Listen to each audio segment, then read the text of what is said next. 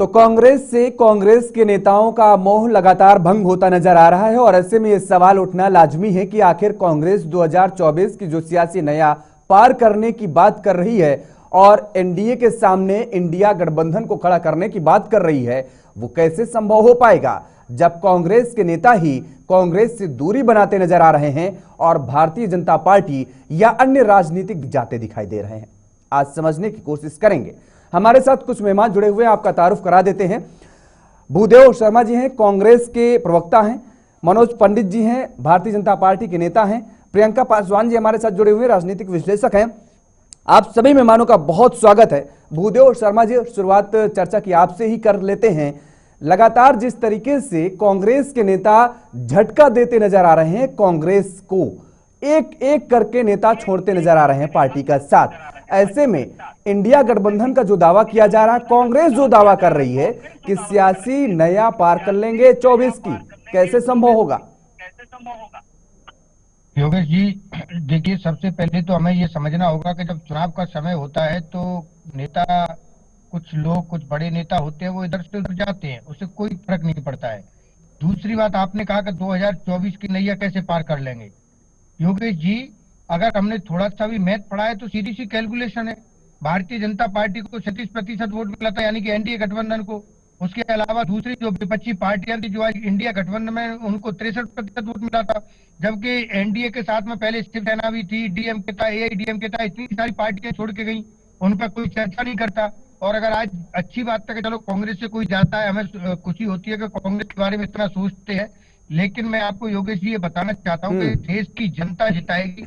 इस देश की जनता नेताओं से कोई पार्टी नहीं बनती है, देश की जनता से, कार्यकर्ताओं से पार्टी बनती है।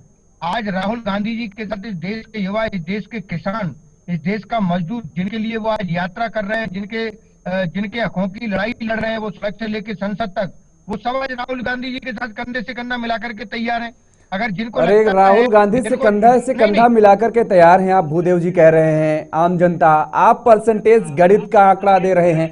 अगर मैं अभी गणित का आंकड़ा, अंक गणित समझाने लगूंगा तो आपके लिए मुसीबत आ जाएगी। सुनिए ना, सुनिए भूदेव जी, आपके लिए मुसीबत आ जाएगी। समस्या इसलिए आ जाएगी कि जो अंक गणित का फॉर्मूला आप लगा रहे हैं ना, वो यहाँ पर लगता नहीं है। और कई विधानसभा सीटों नहीं, कई राज्यों में ऐसा कई दफा हुआ है कि जब परसेंटेज, वोट का परसेंटेज ज्यादा होता है पार्टियों का, बावजूद इसके सरकार से दूर रहती हैं। सत्ता पर कौन काबिज होता है मायने ये रखता है, जनता किसके साथ जाती है मायने ये रखता है। मैं वही चीज आपको बता रहा हूँ योगेश जी, वही चीज मैं आपको समझाने की कोशिश कर रहा हूँ कि देखिए, ऐसा नहीं है कि आपने कहा कि कैसे सरकार बना पाएंगे, तो मैंने वही कहा है कि जो 63% वोट अगर विपक्ष में है तो वो आज एक होकर के चुनाव लड़ रहा है इस देश के लिए, देश के लोकतंत्र के लिए।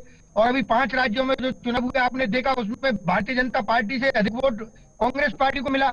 हम मानते हैं कि यहाँ पे जो क्या है कि अरे कहाँ मिला भारतीय, फिर आप देखिए भूदेव जी, नहीं नहीं नहीं नहीं, जनता को गलत मैसेज मत दीजिए। 5 राज्यों में भारतीय जनता पार्टी से ज्यादा वोट बैंक नहीं मिला कांग्रेस को। तेलंगाना को आप क्यों जोड़ रहे हैं उसमें? नहीं नहीं, गलत डिफाइन न कीजिए। आप बताइए ना, आप आइए ना, आप तो आंकड़े लेकर के आए होंगे। मध्य प्रदेश के बताइए कितने फीसदी आपको वोट मिला बीजेपी से ज्यादा, छत्तीसगढ़ में बताइए, राजस्थान में बताइए। आप तेलंगाना को कैलकुलेट करके आप ये दिखाना चाहते हैं कि आप बीजेपी से ज्यादा वोट परसेंट मिला। आप प्रत्येक राज्य दर राज्य आइए ना, बात करिए आप। मैंने बोला ना, 5 राज्यों के मिला करके बोला ना मैंने, तो गलत मैसेज कैसे हुआ? तेलंगाना इस देश का हिस्सा नहीं है क्या? या कर्नाटक इस देश का हिस्सा नहीं है क्या? आप लोग इस देश को बांटने की कोशिश कर रहे हो।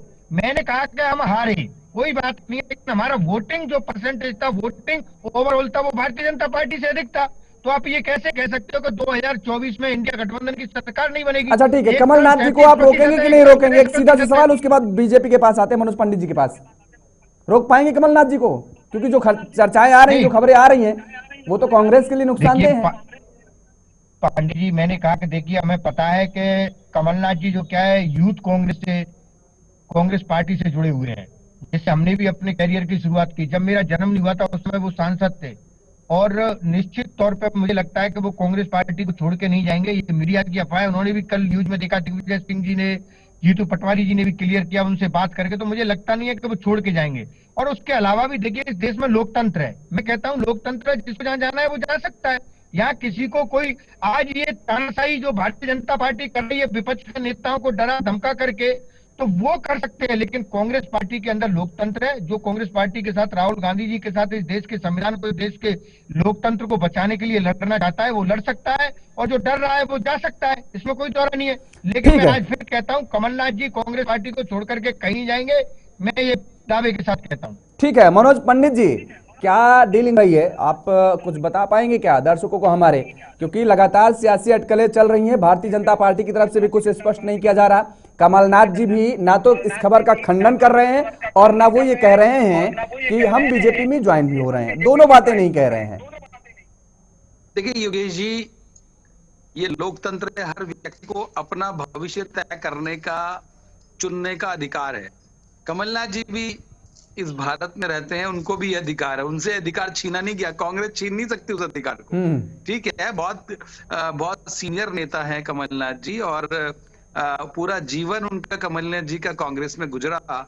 अगर अब कोई विपक्ष फैसला लेते हैं तो दूसरे दलों को भी स्वागत करना चाहिए और करेंगे भी, अगर ऐसी कोई बात है। आप देखिए मुंबई से एक बहुत बड़े नेता जिन्होंने कांग्रेस छोड़ी, पूर्व मुख्यमंत्री थे वो, और बहुत बड़े नेता थे, उन्होंने कांग्रेस छोड़ के भारतीय जनता पार्टी ज्वाइन की। अरे एक नहीं, अब तक कांग्रेस के ऐसे नेताओं की अगर लिस्ट हम फहरिस्त देखें तो अब तक 13 पूर्व मुख्यमंत्रियों ने अपनी पार्टी को से बाय बाय कर लिया, टाटा बाय बाय कर लिया, हाथ अलग कर लिया है अपना। और दूसरी तरफ अगर कमलनाथ जी जाते हैं तो ये 14वें पूर्व मुख्यमंत्री होंगे।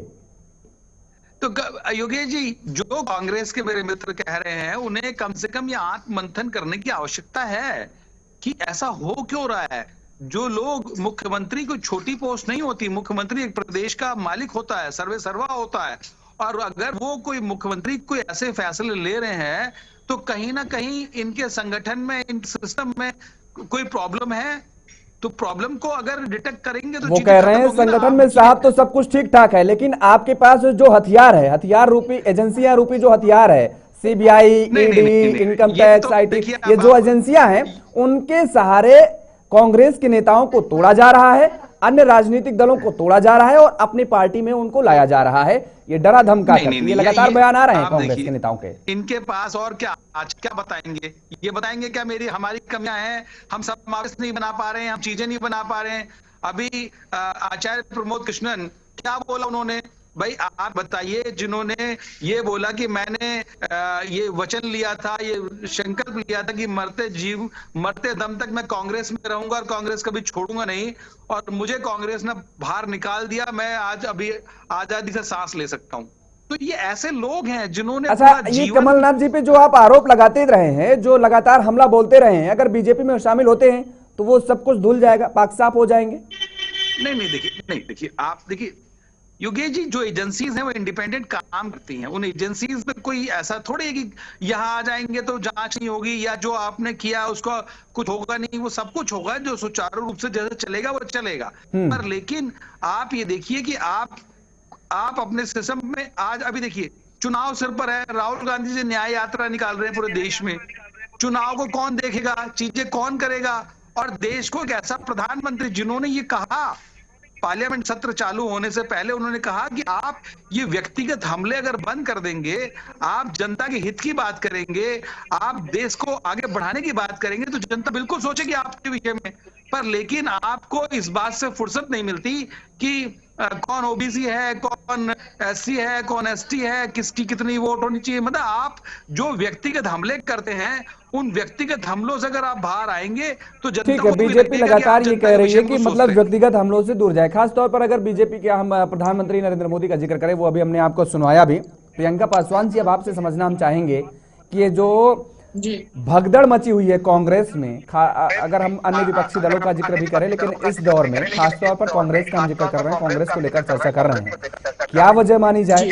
कोई मजबूरी है, या फिर कांग्रेस जिस तरीके से आरोप लगा रही है बीजेपी पर कि जांच एजेंसियों का सहारा लेकर कांग्रेस के नेताओं को तोड़ा जा रहा है, उन्हें डराया धमकाया जा रहा है?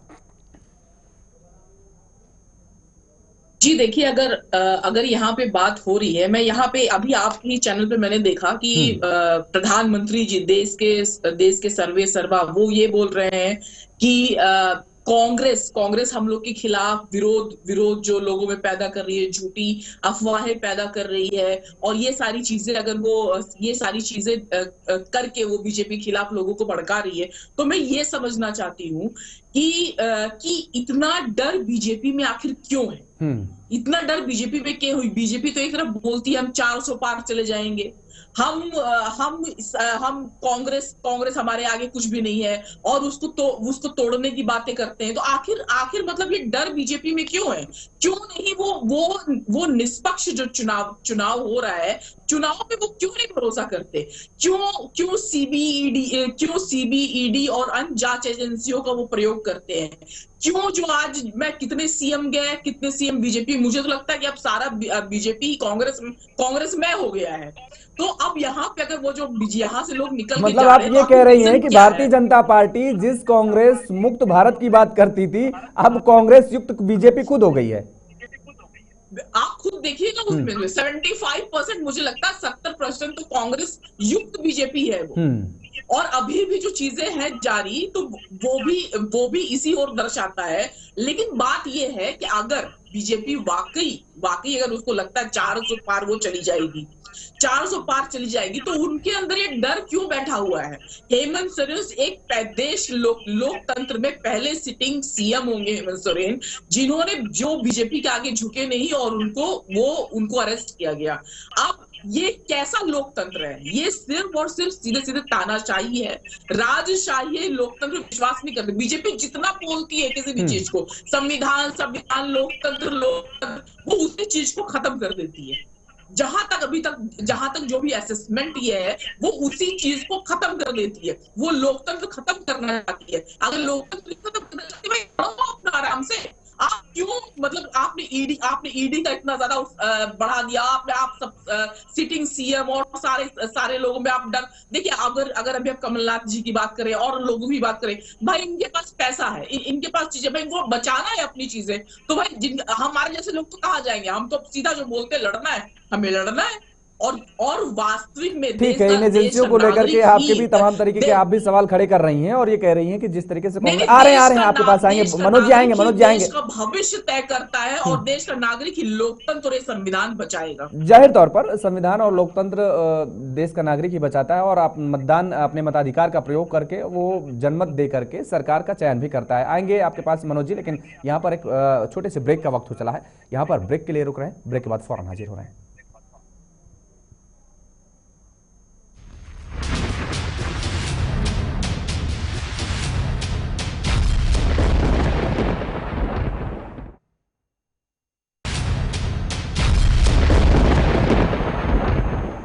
ब्रेक के बाद एक बार फिर आप सभी का स्वागत है। चर्चा को आगे बढ़ाएंगे, हमारे साथ सभी मेहमान लगातार बने हुए हैं। मनोज पंडित जी, आपका सीधा रुख करेंगे। प्रियंका रावत जी को आप सुन रहे थे, ब्रेक पे जाने से पहले वो साफ तौर पर ये आरोप लगा रही हैं कि जिस तरीके से एजेंसियों का जो दुरुपयोग किया जा रहा है, जो विपक्ष आरोप लगा रहा है, उस पर प्रियंका रावत भी सवाल खड़ा कर रही हैं।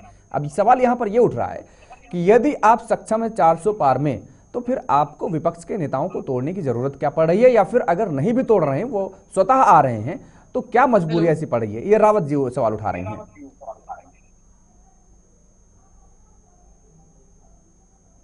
आपको कानून तोड़ने का अधिकार मिल जाता है। भाई अगर आप विपक्ष में हैं तो ये ऐसा तो है नहीं कि आपको कानून तोड़ने का अधिकार मिले। आपको जब ईडी, अभी प्रियंका जी ने बताया कि हेमंत सोरेन झुके नहीं, डटे नहीं, और हेमंत सोरेन जी को अरेस्ट कर दिया, जेल भेज दिया। अरे भाई आप ये बताइए, ईडी आपको 10-10, 12-12 नोटिस भेज चुकी, कोर्ट आपको सम्मन भेज चुका, चीजें कर चुकी। आप एक प्रदेश के मुख्यमंत्री हैं, और अगर आप ही कानून को हाथ में लेंगे तो फिर एक आम आदमी से क्या उम्मीद करेंगे? तो आपको कम से कम उसका पालन करना चाहिए, आपको जाना चाहिए था, आपको जवाब देना चाहिए था, आपको ईडी के सामने पेश होना चाहिए था, पर आप नहीं हुए। तो कहीं ना कहीं कानून अपना काम करेगा। अभी आप देखिए, अभी मान लो केजरीवाल जी के साथ 7वां सम्मन केजरीवाल जी को भेज दिया, केजरीवाल जी की तरफ से कोई जवाब नहीं, कोई चीजें नहीं, कुछ नहीं। तो मेरा मानना यह है कि आपको ये अधिकार, आप विपक्ष में हो या आप जनप्रतिनिधि हो, आपको ये अधिकार कतई नहीं मिलता कि आप जो है कानून को अपने हाथ में लेंगे। कानून का पालन करना हमारी आपकी सबसे जिम्मेदारी है, और अगर हम सब ये चीजें करेंगे तो एक आम आदमी जिसको पता नहीं है वो क्या उससे वो हमसे क्या उम्मीद करेगा। तो मनोज जी, हेमंत बिस्व शर्मा जो वहां के थे, जो तृणमूल कांग्रेस में थे, फिर अभी बीजेपी में आ गए, तो उनके केस का क्या हो रहा है? क्या हो रहा है, क्या वो मुख्यमंत्री हैं असम के, और जब मुख्यमंत्री असम के हैं, चीजें हैं, तो जो उनके जांचें थी, जो चीजें थी, कि आप प्रियंका जी ऐसा थोड़ा ही है कि आप किसी दल में अगर सम्मिलित हो जाएंगे तो जो आपके गुनाह नहीं देखिए, आप जवाब ही नहीं दे पा रहे, वो सारी जवाब ही नहीं दे पा रहे। भूदेव जी प्रियंका जी एक सेकंड, प्रियंका जी एक सेकंड, हाँ वो आपका सवाल आ गया, आपका सवाल आ गया भूदेव जी। देखिए योगेश जी, सबसे बड़ी बात यह है कि जैसे प्रियंका जी ने भी कहा कि आज जिस तरह से विपक्ष के नेताओं पर मोदी भरी पब्लिक में खड़े होकर के आरोप लगाते हैं कि ये कितने बड़े भ्रष्टाचारी हैं जिनको जेल में डालेंगे, जब वो बीजेपी ज्वाइन कर लेते हैं तो ये वॉशिंग मशीन में धुल जाते हैं। और आप ये बताइए कि आज मोदी जी डरे हुए क्यों नहीं है? बिल्कुल डरे हुए हैं। आज इतने डरे हुए हैं मोदी जी कि आज विपक्ष के जो बैंक अकाउंट है उनको फ्रीज करने का काम कर रहे हैं, तो ये चुनाव न लड़ पाए। चुनाव से 1 महीने पहले ये कार्रवाई हो रही है। देश का किसान दिल्ली की सीमा पर पड़ा हुआ है, जिसको आज तक कभी किसी ने 70 साल तक रोकने का, तो निश्चित तौर पर इस देश का युवा, इस देश का किसान, इस देश का मजदूर, हर व्यक्ति आज भारतीय जनता पार्टी से परेशान है, क्योंकि अघोषित इमरजेंसी लगी हुई है। ये मीडिया उनको 400 पार करा दे, पूरे 550 दिला दे, तब भी कोई दिक्कत नहीं है, लेकिन इस देश की जनता वोट करेगी। अरे मीडिया नहीं दिलाएगी भूदेव जी, जनता दिलाएगी। लेकिन ये बताइए, बात सवाल यहाँ ये उठ रहा है कि आप कह रहे हैं बीजेपी के लोग डरे हुए हैं, कांग्रेस के नेता क्यों डरे हुए हैं, वो को छोड़ करके कांग्रेस को भाग रहे हैं। सवाल यहाँ पर ये भी उठता है ना फिर, आने वाले थे मोदी जी, आप चौराहे पे क्यों नहीं आए? जूता लेकर के जनता इंतजार कर रही है, तो निश्चित तौर पर 2024 में इनको भगाने का काम देश की जनता करेगी। भूदेव जी सवाल यहाँ पर ये उठ रहा है कि ये जो कांग्रेस में भगदड़ मची हुई है, कांग्रेस के नेता क्यों डरते नजर आ रहे हैं? ये हम लोग तक आवाज नहीं आ रही है। ठीक है प्रियंका जी, आवाज आपकी ठीक करवा रहे हैं।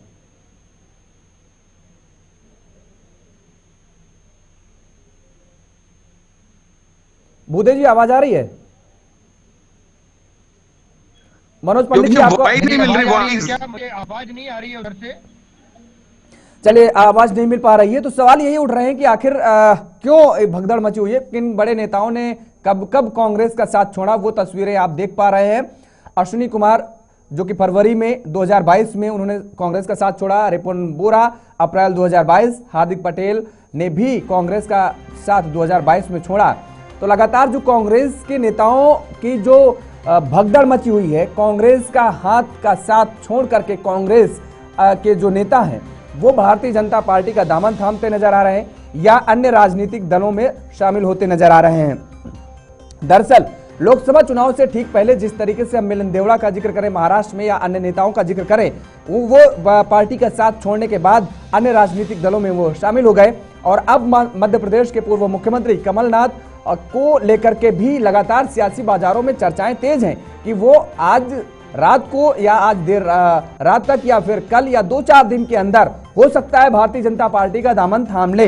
हालांकि क्योंकि इस पूरी खबर को लेकर के कमलनाथ किसी भी तरीके का कोई बयान सामने उनका नहीं आ रहा, ना तो इस खबर का खंडन कर रहे हैं और ना ही वो समर्थन कर रहे हैं। और इतना ही नहीं, महाराष्ट्र केवल मध्य प्रदेश का जिक्र हम नहीं करेंगे, राजस्थान में कांग्रेस के विधायक हैं महेंद्रजीत सिंह मालवी, वो भी लगातार नाराज बताए जा रहे हैं कांग्रेस से। और ये कहा जा रहा है कि भारतीय जनता पार्टी के संपर्क में महेंद्रजीत सिंह मालवी भी लगातार बने हुए हैं और वो भी सोमवार को हो सकता है कि भारतीय जनता पार्टी का दामन थाम लें।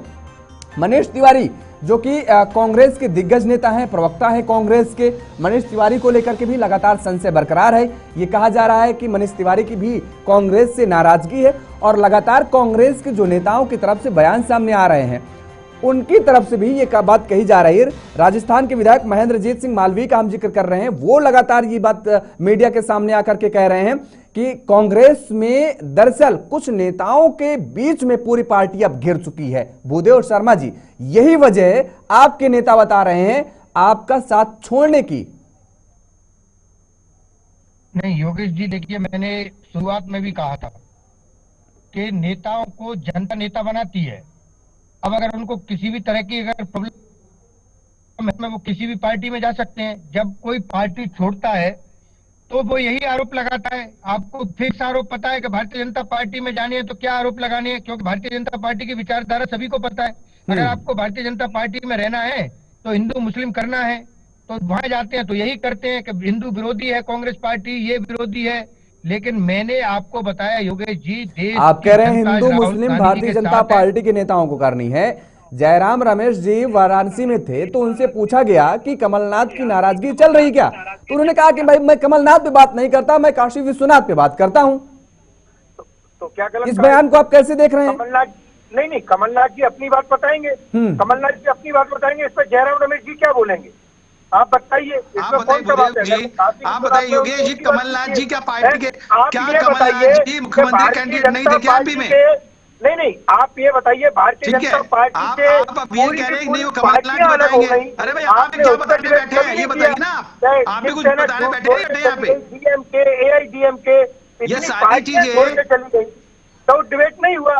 ये तो कुछ नेता हैं जो चले जा रहे हैं और उनका जो क्या, आप ये देखिए भूदेव जी, आप देखिए अगर आपकी पार्टी के वरिष्ठ नेता हैं और अगर वरिष्ठ नेता नहीं, अगर वरिष्ठ नेता ये बोलेंगे कि हमें क्या पता क्या हो रहा है, तो चीजें ये चीजें जाए।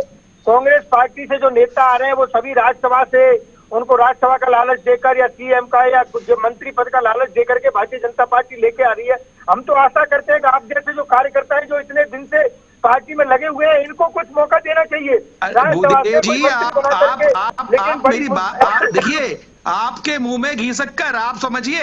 आप ये देखिए भारतीय जनता पार्टी यही नहीं, भारतीय जनता पार्टी है जो अपने कार्यकर्ता का ध्यान रखती है। आप देखिए 3 राज्यों के मुख्यमंत्री भी बनाए गए और उन तीनों राज्यों के मुख्यमंत्री ऐसे लोग बना दिए जिनको ये उम्मीद नहीं थी कि हम मुख्यमंत्री बन जाएंगे या चीजें हो जाएंगी।